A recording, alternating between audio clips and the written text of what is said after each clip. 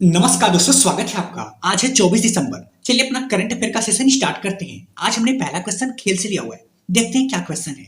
अभी हाल ही में Chennai grand master 2023 कहाँ पे आयोजन किया गया, इसके विजेता कौन है और यह क्या है। देखो, चेन्नई ग्रैंड मास्टर एक शतरंज प्रतियोगिता है जो कि राष्ट्रीय स्तर का शतरंज प्रतियोगिता है और ये कहाँ पे आयोजन किया गया, चेन्नई में। इसके विजेता की बात करें तो विजेता डोम्बराजू डुगेस और उप विजेता कौन है, अर्जुन एरिगैसी। अच्छा, इसमें इनामी राशि के तौर पे कितना दिया जाता है, इसमें 15 लाख रुपए इनामी राशि के तौर पे दिया जाता है। देखो, ये जो शतरंज है ना, ये इतना इंपॉर्टेंट नहीं होता है, लेकिन मुख्यतः राष्ट्रीय स्तर का और एक अंतर्राष्ट्रीय स्तर का। जैसे विश्व शतरंज चैंपियनशिप कहाँ पे हुआ, इसकी विजेता कौन है, इसमें इंडिया के प्लेयर ने उप विजेता रहा, इसलिए इंपॉर्टेंट है। तो विश्व शतरंज चैंपियनशिप विजेता कौन रहा, कार्लसन, जो कि नॉर्वे के, इन्होंने गोल्ड जीता। उप विजेता आर प्रज्ञानन, भारत के, जो कि सिल्वर जीता। ये नाम इंपॉर्टेंट है। अच्छा, विश्व शतरंज चैंपियनशिप हुआ कहाँ पे था, ये हुआ था बाकू, अजरबैजान, अजरबैजान की राजधानी में। चलते अपने नेक्स्ट टॉपिक पे। नेक्स्ट टॉपिक हमने स्वास्थ्य से लिया हुआ है। अभी हाल ही में कोरोना के नए वेरिएंट बहुत ज्यादा तेजी से प्रसार ले रहा है, तो अभी डब्ल्यूएचओ का उसमें हस्तक्षेप आया। तो सबसे पहले समझते हैं क्या क्वेश्चन बनेगा और कितने आयाम पर क्वेश्चन बन सकता है। हाल ही में डब्ल्यूएचओ ने कोरोना के नए वायरस को क्या घोषित किया। देखो, डब्ल्यूएचओ का मतलब वर्ल्ड हेल्थ ऑर्गेनाइजेशन, विश्व स्वास्थ्य संगठन। देखो, ये पूरे विश्व में बीमारी के प्रभाव के आधार पर उसको दो प्रकार से डिवाइड किया है। जैसे variant of interest, variant of concern.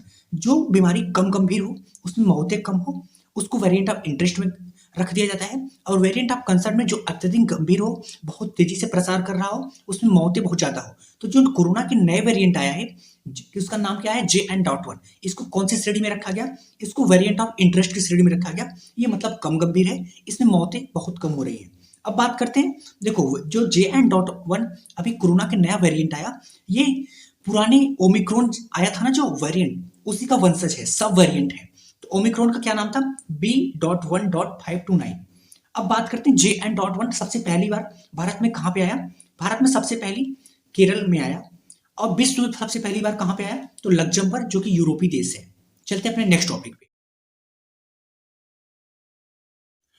Next topic हमने नियुक्ति से लिया हुआ है। हाल ही में ITTF के सदस्य के रूप में शामिल होने वाली पहली भारतीय महिला कौन है। ITTF का मतलब क्या होता है, इंटरनेशनल टेबल टेनिस फेडरेशन, अंतरराष्ट्रीय टेबल टेनिस महासंघ के सदस्य के रूप में पहली बार किसी भारतीय महिला को शामिल किया गया, इसलिए इंपॉर्टेंट है। अच्छा, किसे शामिल किया गया, वीटा दानी, जो कि स्पोर्ट में ही एंटरप्रेन्योरशिप है। अब बात करते हैं ITTF की स्थापना 1926 में हुआ था। इसके मुख्यालय की बात करें लुजोन, स्विट्जरलैंड में।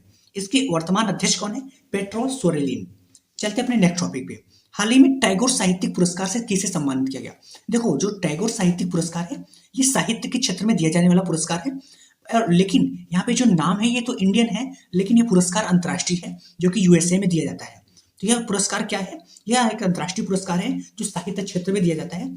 और इस बार किसे दिया गया, इस बार दिया गया सुकृता पॉल को। किस लिए दिया गया, क्योंकि साहित्य के लिए दिया जाता है। तो इनकी एक साहित्य है, साल्ट एंड पेपर रचना है, उसी के लिए इनको दिया गया। इसकी शुरुआत 2018 में हुई थी और इस बार का 6वें नंबर का क्रम है। चलते हैं अपने नेक्स्ट टॉपिक पे।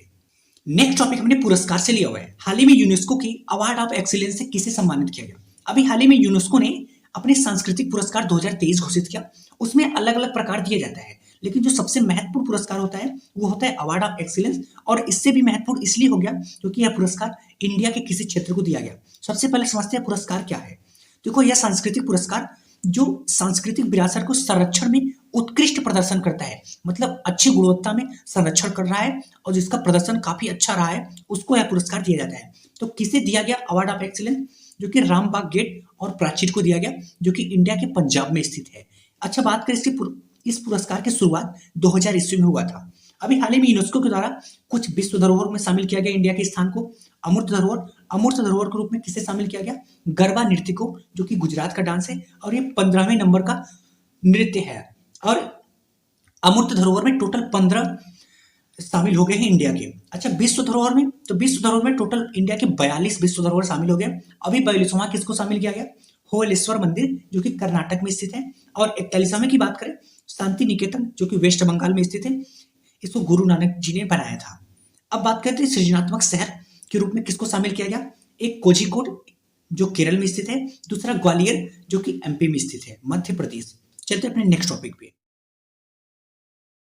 नेक्स्ट टॉपिक हमने कानून से लिया हुआ है। अभी हाल ही में एक कानून पारित हुआ जो कि 138 साल पुराने कानून को प्रतिस्थापित कर देगा। इसलिए कानून इंपॉर्टेंट है और इसमें कुछ महत्वपूर्ण प्रावधान है जो हमें देखना जरूरी है। तो भारतीय टेलीग्राफ अधिनियम 1885 कानून को कौन सा कानून प्रतिस्थापित कर देगा? तो अभी हाल ही में एक कानून आया, राष्ट्रीय दूरसंचार विधेयक 2023, जो कि कहां पे पारित हुआ? संसद में, और केंद्र सरकार द्वारा लाया गया। ऐसा नहीं है कोई राज्य सरकार का विधेयक नहीं है। इसको प्रस्तुत कौन किया था? अश्विनी वैष्णव, जो कि रेल मंत्री हैं, और इसके साथ साथ ये आईटी मंत्री भी है। ये कानून किस लिए महत्वपूर्ण है? दो चीज है, एक तो इस 138 साल पुराना कानून है, दूसरा इसमें जो महत्वपूर्ण प्रावधान है वो बहुत ही खतरनाक है। क्या प्रावधान है? जैसे फर्जी सिम जो यूज करता है उसके लिए कड़ा प्रावधान है। दूरसंचार नियामक आयोग गठन किया गया। दूसरा, दूरसंचार सेवा को निष्पक्ष और पारदर्शी बनाने के लिए इसमें प्रावधान सम्मिलित किया गया है। अच्छा, इसको रोका कैसे जाएगा फर्जी सिम यूज करने वाले को? उसकी एक बहुत कड़ा सजा दिया गया है, प्रावधान रखा गया। जैसे अगर फर्जी सिम यूज करने वाले कोई पकड़ा जाएगा तो उसको 3 साल की सजा, उसके साथ साथ 50 लाख रुपए का जुर्माना। तो ये काफी कड़ा प्रावधान है। इसके साथ साथ कुछ अन्य प्रावधान भी इसमें शामिल किया गया, जैसे आपातकाल के समय किसी भी मोबाइल नेटवर्क को जब्त किया जा सकता है। साथ ही जो ओटीटी है, जहां पे वेब सीरीज या मूवी हम लोग आजकल बहुत ज्यादा फेमस है, उसको टेलीकॉम से बाहर कर दिया गया है। मतलब इस नियम के अंतर्गत ये नहीं आएगा। ठीक है जी, चलते अपने नेक्स्ट टॉपिक पे।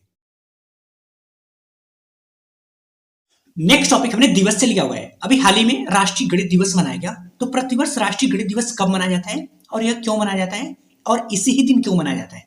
तो राष्ट्रीय गणित दिवस कब मनाया गया? 22 दिसंबर को। इसकी शुरुआत 2012 में पूर्व प्रधानमंत्री मनमोहन सिंह के द्वारा किया गया था। अच्छा, यह क्यों 22 दिसंबर को ही मनाया जाता है? क्योंकि 22 दिसंबर को महान गणितज्ञ रामानुजन की जयंती है। उसी के दिन उनकी जयंती के अवसर पर मनाया जाता है। अब इनका जन्म की बात करें, इनका जन्म 22 दिसंबर 1887 में तमिलनाडु को ईरोड शहर में हुआ था। इनका उद्देश्य क्या है? गणित दिवस मनाने का उद्देश्य है कि भारत के लोगों को गणित के प्रति जागरूक करना, साथ में उन्हें गणित में रुचि पैदा करना। ये महान गणितज्ञ इसलिए है क्योंकि इनकी जो कुछ खोजें हैं ना, वो बहुत महत्वपूर्ण है। जैसे रीमैन सीरीज के फंक्शनल समीकरण, दूसरा एलिप्टिकल इंटीग्रल्स, हाइपर ज्योमेट्रिक, और चौथा है जेटा फंक्शन के गुण। ये महत्वपूर्ण रामानुजन के खोज है।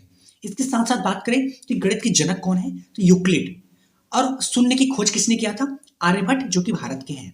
ठीक है जी, धन्यवाद दोस्तों। अगर आपको करंट अफेयर को शॉर्ट नोट्स के माध्यम में डिटेल में पढ़ना है तो आप इस फैमिली के हिस्सा बन सकते हैं। धन्यवाद।